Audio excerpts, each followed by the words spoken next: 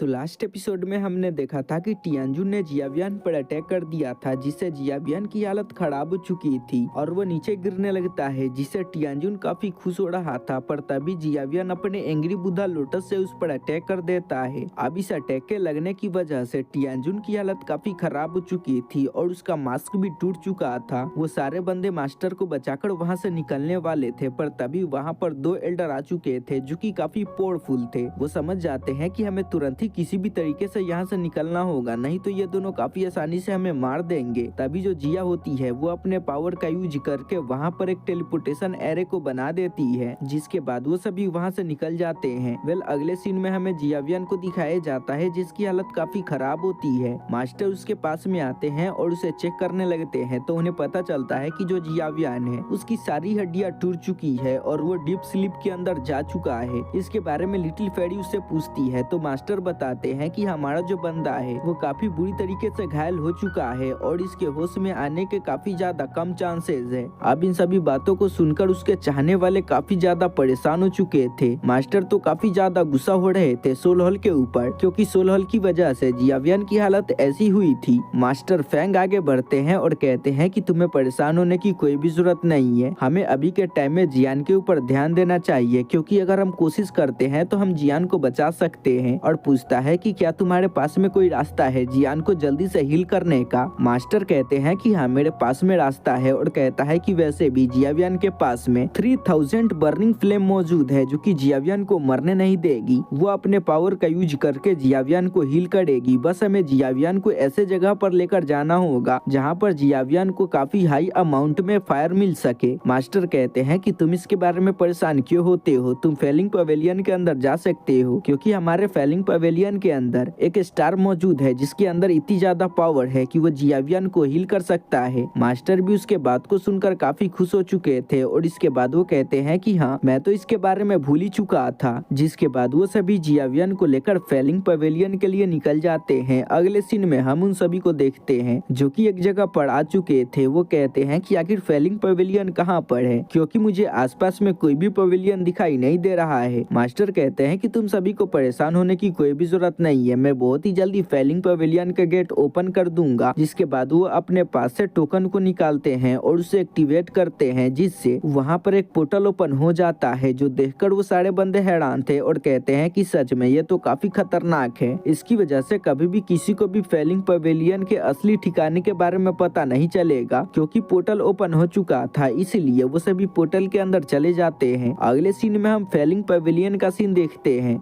वो सभी जैसे ही वहां पर आते हैं, वहां पर काफी सारे बंदे आ जाते हैं। साथ ही मास्टर फैंग की जो डिसाइबल होती है वो भी वहां पर आ जाती है और इसके बाद वो अपने मास्टर को ग्रीट करती है। मास्टर उससे कहते हैं कि तुम्हें मुझे ग्रीट करने की कोई भी जरूरत नहीं है, क्योंकि फेलिंग पवेलियन का मैं मास्टर नहीं हूँ, बल्कि ये मास्टर है। जहाँ पर हमें उस लड़की को दिखाया जाता है जो कि मास्टर याओलाओ को ग्रीट करती है। मास्टर याओलाओ कहते हैं कि तुम्हें इसके बातों पर ध्यान देने की कोई भी जरूरत नहीं है। वो लड़की पूछती है कि आखिर जियावियन के साथ में क्या हुआ। मास्टर बताते हैं कि जो जियावियन है वो सोलहल के बंदों के साथ में फाइट कर रहा था, जिसके दौरान उसकी ऐसी हालत हो चुकी है। पर उसकी ऐसी हालत होने से पहले उसने एक दाउजून लेवल के वॉरियर को काफी बुरी तरीके से पेला था। अगले सीन में हमें जियावियन को दिखाया जाता है जिसको स्टार के ऊपर रख दिया गया था। जियावियन आसपास के सारे पावर को एब्जॉर्ब करना स्टार्ट कर देता है। तभी उसके शरीर से 3000 बर्निंग फ्लेम बाहर निकलती है और वो आसपास के सारे पावर को एब्जॉर्ब करना स्टार्ट कर देती है। मास्टर तो काफी उदास होते हैं और कहते हैं कि मेरे डिसाइबल, प्लीज तुम मुझे माफ कर देना, मेरी वजह से तुम्हें इतना ज्यादा सफर करना पड़ रहा है। ऐसा ही काफी सारा समय बीत जाता है, लगभग 6 महीने का समय बीत चुका था, जहाँ पर हमें मास्टर फैंग को दिखाया जाता है जो कि मास्टर से कहते हैं कि तुम काफी परेशान लग रहे हो, तुम्हें परेशान होने की कोई भी जरूरत नहीं है। क्या तुम्हें पता नहीं है तुम्हारा जो डिसाइबल है वो काफी खतरनाक है, वो बहुत ही जल्दी अपने आप को हील कर लेगा और वैसे भी उसके पास में काफी सारे हेवनली फ्लेम मौजूद है, तो तुम्हें परेशान होने की कोई भी जरूरत नहीं है। मास्टर भी कहते हैं कि हाँ, मुझे पूरा यकीन है कि मेरा जो डिसाइबल है वो बहुत ही जल्दी अपने आप को हील कर लेगा। इसके बाद हमें कुछ समय बाद का सीन दिखाया जाता है जहाँ पर टावर के अंदर से काफी पावर रिलीज होने लगती है। अब इस पावर को महसूस करके सारे बंदे हैरान हो चुके थे और उन्हें कुछ भी समझ में नहीं आ रहा था, पर मास्टर समझ जाते हैं कि मेरा जो डिसाइबल है वो रिकवर्ड हो चुका है।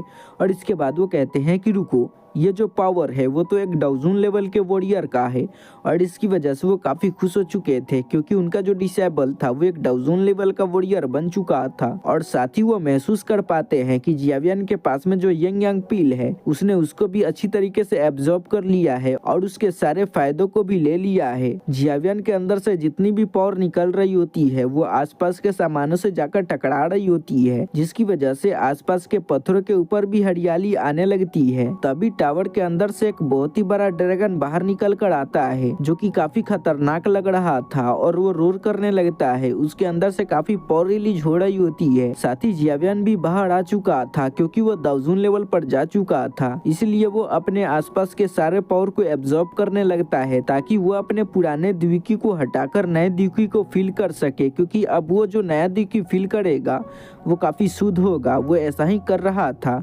साथ ही वो ड्रैगन को भी एब्जॉर्ब कर लेता है और फाइनली जियावियन जो था वो डाउजन लेवल पर चला जाता है, जिससे उसका लुक भी बदल चुका था। उसके डाउजन लेवल पर जाते ही आसपास का पूरा एरिया क्रैक हो जाता है।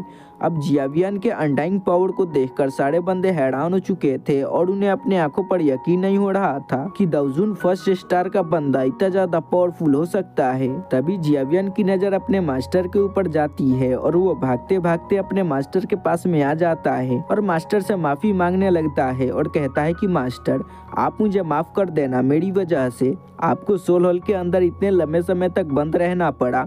मास्टर कहते हैं कि तुम मुझसे माफी मत मांगो क्योंकि मेरी ही वजह से तुम इतने लंबे समय से डीप स्लीप के अंदर थे और वैसे भी मैं तो वहां पर सिर्फ बंधा हुआ था पर तुम्हारे जान के ऊपर बन आया था। मास्टर कहते हैं कि अगर तुम्हें थैंक्स बोलना है तो तुम्हें अपने साथियों को थैंक्स बोलना चाहिए क्योंकि वो भी काफी परेशान थे तुम्हें लेकर और उन्होंने तुम्हारी काफी मदद की है। जिसके बाद जियावियन उन सभी को थैंक्स बोलता है और ये सीन यहीं पे कट हो जाता है। अगले सीन में हमें यूनर के तरफ का सीन दिखाया जाता है जिसके पास में उसका गार्ड आता है। यूनर कहती है कि क्या तुम्हें ब्रदर के बारे में पता चला? गार्ड कहता है कि नहीं यंग मिस, मुझे उसके बारे में पता नहीं चला कि आखिर जियावियन कहाँ पर है, आखिर उसके साथ में क्या हुआ, जिसकी वजह से वो काफी परेशान हो जाती है। और इसके बाद वो कहती है कि मैं होप करती हूँ कि मेरा ब्रदर सही सलामत होगा। उसका गार्ड कहता है कि मिस्ट्रेस आपको परेशान होने की कोई भी जरूरत नहीं है, जियावियन काफी पावरफुल है, वो सेफ होगा। अगले सीन में हमें जियावियन को दिखाया जाता है जो कि मास्टर से कहता है कि मास्टर फाइनली मेरी पावर काफी बढ़ चुकी है, अब मैं काफी आसानी से आपके लिए एक बॉडी को रिफाइन कर पाऊंगा। मास्टर कहते हैं कि नहीं ऐसा करना काफी मुश्किल है। जियावियन कहता है कि आखिर आप इसके बारे में ऐसा क्यों बोल रहे हो? मास्टर बताते हैं कि सोल होल के बंदों ने मुझे पकड़ कर रखा था और वो थोड़ा थोड़ा करके मेरे अंदर से मेरे सोल पावर को एब्जॉर्ब कर रहे थे,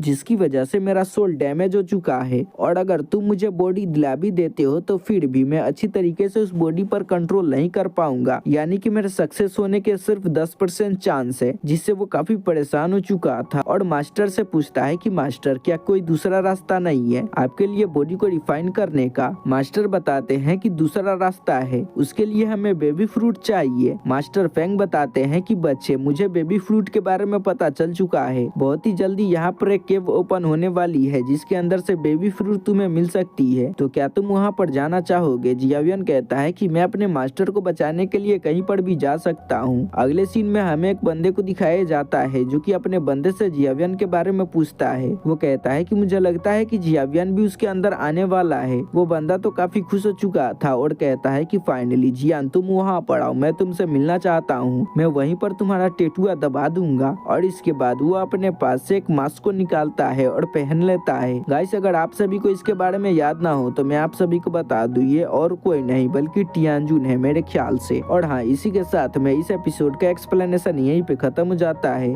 मैंने इस वीडियो को बहुत ही जल्दी एक्सप्लेन कर दिया क्योंकि इस वीडियो में कुछ खास नहीं था, मैं आप सभी को बोर नहीं करना चाहता था, इसलिए मैंने इस वीडियो को इतनी जल्दी खत्म कर दिया। उम्मीद है आप सभी को पसंद आया होगा ये वीडियो।